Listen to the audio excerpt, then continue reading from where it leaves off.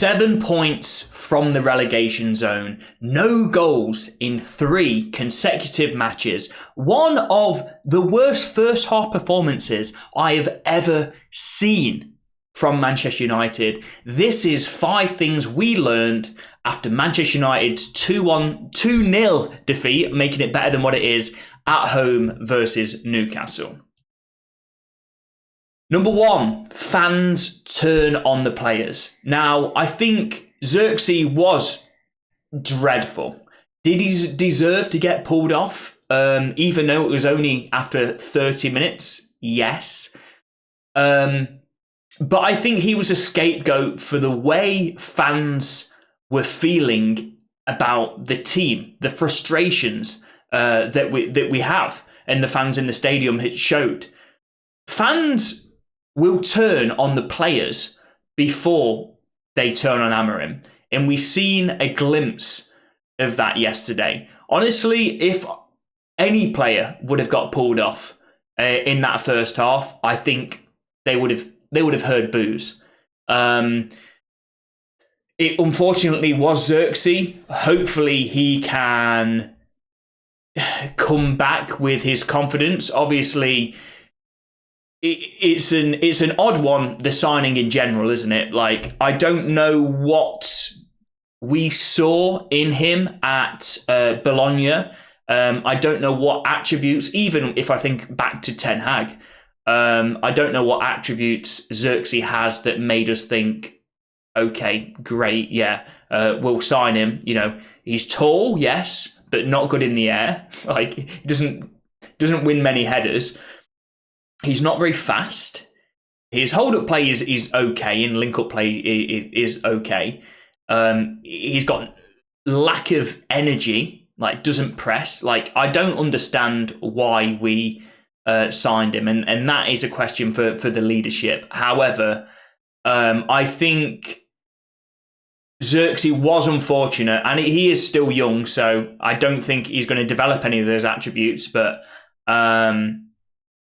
he is still young, so you can't write him off completely. But I'm hoping that he bounces back and can be at least a useful-ish player for us. I don't think he's ever going to set the world alight. But the fans showed their frustrations towards him, and more so the frustrations towards the team. Like I said, anybody being subbed off, I think, would have got the same treatment from the fans. Number 2, Rashford is in the squad. Why? So we've heard that he wants to leave from himself. Henry Winter on TalkSport said that multiple managers have had a problem with him and the entourage that is around him. Why would you bring a player? He's clearly not part of Amorim's plans. Why would you bring a player like Rashford into the squad? Now, that just adds negativity. Like, you could say, okay, you know, we didn't have much options. We've got players injured. We've got players suspended. We had to bring Rashford in. We can bring the youth in. Like, a player like Rashford, why would you want him to be in the dressing room? Like, pre-match, sulking, you know, negative, at half-time during the team talk, you know, have a glum figure in the corner of Marcus Rashford, knows he's not going to get on. Like, under no circumstance I can think of in which Marcus Rashford, I would want him to play after, like, if everything is true that we've heard. You know, if Rasmus gets injured, I still wouldn't want Marcus Rashford to come on, even though we have got no option. Like, I don't want a player that doesn't want to be here, has said he wants to leave, has been involved in, it's been come out that he's been like so negative and a problem under multiple managers. I don't want him to be on the pitch. I don't want him to be in the squad. And why is that spot not filled by Chido Martin. Like, we can turn to the youth to fill that spot. Like, if Rashford is there just to make up numbers on the bench, we can fill that spot with players that want to be there, that it's their dream to play for the first team at Old Trafford. And he didn't even get on the pitch. So why not use that experience of being part of the matchday squad for a youngster? Now, Obi Martin scored a ridiculous amount of goals in the under-18s for Arsenal last season, 32 goals in 18 games. Now, he is overdeveloped for his age, and that 100% is a large part of why he scored so many goals, but still, that goal-scoring record is ridiculous, even considering that. He scored 5 goals in 5 games for United this season, as well as the under-18s, but if you want somebody that's, sort of seems more ready, he's 17 years old, by the way, Obi Martin, then Biancheri, he's had 17 goal contributions in 17 games. He's played both in the under-18s and under-21s. He's 18 years, so a year older than Obi Martin. Like, why can't these players be filling that spot instead of Rashford? I don't want to see Rashford in the squad again. Even Ethan Wheatley, he's had senior appearances. He's played a large part of the tour. Fill that spot with somebody that is Manchester United's future, not Marcus Rashford, who we will sell at the earliest opportunity that we can. Number 3, Mainoo was a game changer.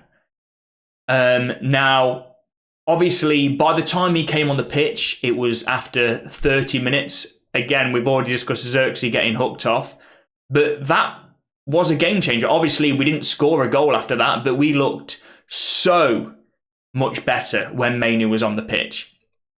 We looked more composed on the ball, and a massive part of that is that 96% pass accuracy. He took control of the ball and he was finding red shirts, something that no Manchester United player was doing in that first half.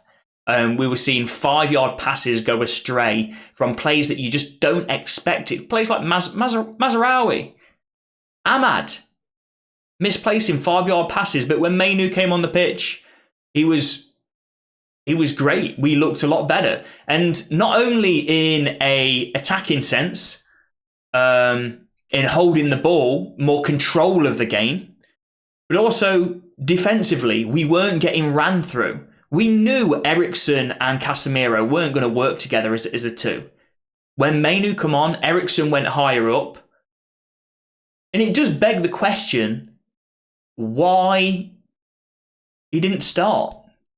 Like, there's some things that in Amorim, we need to stick with him. In Amorim, we trust 100%. But there's some things that Manchester United fans know more than him, having watched the team more than what a new manager coming in has done. We watch Manchester United every single game, right? We know Eriksen and Casemiro doesn't work. We know they haven't got legs. They didn't have legs under Ten Hag with them two in midfield. They're not going to have legs in an Amorim system that relies on more energy, even so than Ten Hag. And it didn't work. Perhaps that you could say maybe Newcastle took a foot off the gas when Mainoo came on. They're already 2-0 up. But had Mainoo started the game, I think we would have had a lot better chance than... would certainly have played a lot better if we had started the game how we changed to in the 30 minutes, with Xerxes not playing. Like I say, he was horrific. And Mainoo starting. Number 4. We now have no informed players. Not one player is in form. both Ahmad and Mazraoui were holding us up to being a mid-table team. With their consistent performances that were like at least a 7 out of 10. Some weeks 8s or 9s. And they've both, in the last 3 or 4 games, been awful. And Mazraoui, I can't explain, really. Mazraoui, he's gone from every single... He looking like such a high IQ player. Every single decision he makes is the right decision, to not being able to make a 5-yard pass. Like I said, in that game, we conceded 2 crosses, both down Mazraoui's side. Like, he wasn't near Lewis Hall on the first one and Anthony Gordon on the second one. He wasn't near either of them. Too easily beaten to put that cross in. And Ahmad, I don't understand why we've moved him from right wing back to behind the striker. I don't get it. I made a video not too long ago. I think it was probably after the Everton game. Or it might have been straight after the Everton game. 6 players in which have nailed on their position in Amorim's best 11. I said Ahmad is right wing back. Why? Because right wing back is a specialist position. There's not many players in football that can play it, because there's not many teams that do play it. So there's not many players that have sort of adapted to fit that. So if we have found a player in Ahmad in which can play that position and play that position well, why move him to a position behind the striker in which we've got more players that play there? Like, it doesn't make much sense when it's so difficult to find a player that plays well in that position. Now, not only have we not got a left wing back, we don't have a right wing back. Like, if we insist on playing Ahmad behind the striker, we don't have a right wing back. There was a stat, I think Sky Sports said, that when playing fullbacks in wing back positions, we haven't scored a goal. All of our goals have come in when either Anthony or Ahmad has played in that right wing back spot. That needs to change. We need to put Ahmad back there. This Amorim system is so heavily reliant on that is what makes Amorim system unique from any other. Well, not any other, but the fact that we have wing backs that stay wide. Those unique positions that you don't see often in teams are basically being filled by players that are not capable of playing that position. We found something in Ahmad that we didn't expect Ahmad to be able to play right wing back. So we need to capitalise on that. We need to move him back to where he's been playing well. We need to find Ahmad in form. Like I said, these 2 players were holding us up to being a mid-table team. Now that they've dropped their levels, we're a lower half team. Possibly worse. And number 5, this, surely, please, this has to be rock bottom, surely. Now, maybe after the Liverpool game and the Arsenal game, we can then say this is rock bottom, because we can't see anything happening after those games. I mean, we could seriously only have the Europa League to look forward to in this season. Only have that as an aim for this season in about 2 weeks' time. That is pretty horrendous. But it's something that I sort of expected when Amorim was coming in. I expected some pain. He said so even in his first press conference. He said there's going to be some pain. But I didn't think it would be this bad. That game after those, after the next two fixtures is Southampton. And that is going to be massive to really judge whether we are in a relegation battle or not, which sounds crazy to say. Relegation battle, Manchester United. But after that Southampton game, we can really judge. Because I am worried. People say, oh, you're overreacting and stuff like that, you know, which might be the case. But I look at the teams below us. Crystal Palace. If we went to Palace, I think I would put them as favourites. Everton, we won 4-0 when we were sort of high on confidence. I think it was Amarin's second game. We did beat them 4. Wolves we lost to 2-0. Matheus Cunha played us off the pitch. Granted, Bruno got a red card, but still. Like, you would expect better. And honestly, I think Wolves would have probably won had Bruno been on the pitch. Ipswich just beat Chelsea.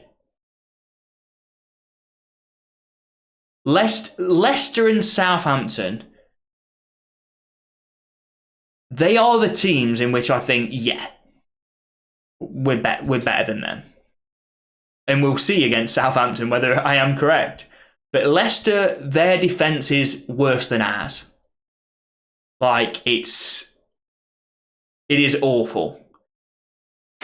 So that means, but the other teams around them, Ipswich, Wolves, Everton, Palace, I genuinely think we are at that level. So I do worry about that last relegation spot.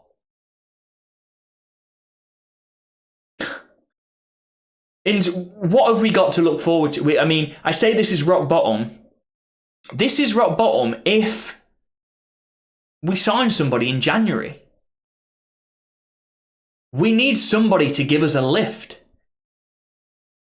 But it's come out this morning that we've got no funds in January. We're gonna have to offload like players like Marcus Rashford to generate a budget. Our budget at the minute is this, right? I've got my wallet downstairs. I've got more of a budget for January than Manchester United. They've got nothing. They're going to have to generate their own income by selling players, which I hope we can do. I beg that we can do. You know, what was the point in bringing in Amorim mid-season? No, it's not mid. It was, before Christmas. I thought it's intelligent by Ineos because they're going to bring in Amorim ahead of the January transfer window so we can see who fits his system, who doesn't. So we can have a big January window, and by the time it comes round to next season, we will be so prepared. We would have had 2 windows. He would have had 2 windows to bring the players in that he wants. He'll understand who fits his system, and we're starting to transition into an Amorim team. That's not going to be the case. We're going to scrap January and only focus on the summer, even though we are genuinely contenders for relegation at the moment, how we're playing. That doesn't make sense to me. It's no wonder that Amorim didn't want to join in mid-season. He wanted to wait until the summer. Because I imagine a conversation between him and Barada or Surgeon Ratcliffe saying, okay, I'm going to have to understand the team. It's a new system, or, I'm going to, if I come now, what funds have you got for me in January? Nothing. Oh, okay. In which case, I definitely want to come in the summer. And then they've gone back to him and said, well, if it's now or never. And he's like, oh, God, really don't want to come, but I'm going to miss the opportunity if I can't. That shouldn't be on Amorim. That should be on the management and the leadership to think, okay, we've got a new manager coming in who is going to be, it's bad now under Ten Hag. Got a new manager coming in, a different system, so it's bad now. Now we're going to be asking the current crop of players to play out of position. We've got a window, we're not going to be able to back him. So why bring him in now? Why give him that ultimatum that he needs to come before January? It's now or never. There's no, it doesn't make any sense. So I am worried about Manchester United, obviously. That Southampton game, if I could go in a coma and awake on the 16th of January when we play Southampton, I would. Because the next 2 games, we've got no chance.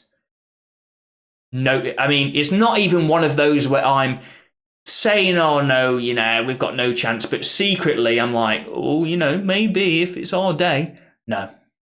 Going away at Anfield, no chance, not one. Going away at Arsenal to the Emirates, FA Cup, no chance. They are both much better teams than us. If they play badly and we play well for what we have, there's still a golfing class. We're still going to get beat. If we play well for us and they play badly, there's still a golf. We've got no chance. And I'm sorry to be negative. And I wish... The positive is... New year. So we can forget about this year. No, we can't really. Our position in the table is going to be reflective across the entire season. I wish we could forget about it. I wish we could start the season again.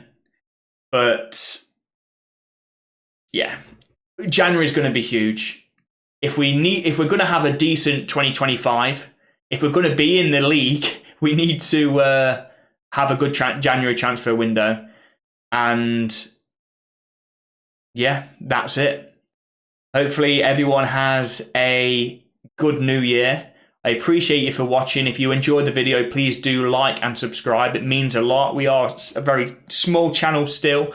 I would appreciate you being an OG and joining. We're just over 3,000. So if you did like the video, please do subscribe as well.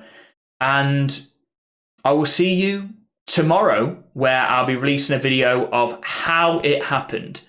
So our 2-0 defeat to Newcastle, how it happened, going into depth for each goal. And spoiler alert, Mazraoui and Martinez are at fault for both goals. But yeah, look forward to that tomorrow. Another positive one to start off the year. I appreciate you for watching, and I'll see you next time. Ciao.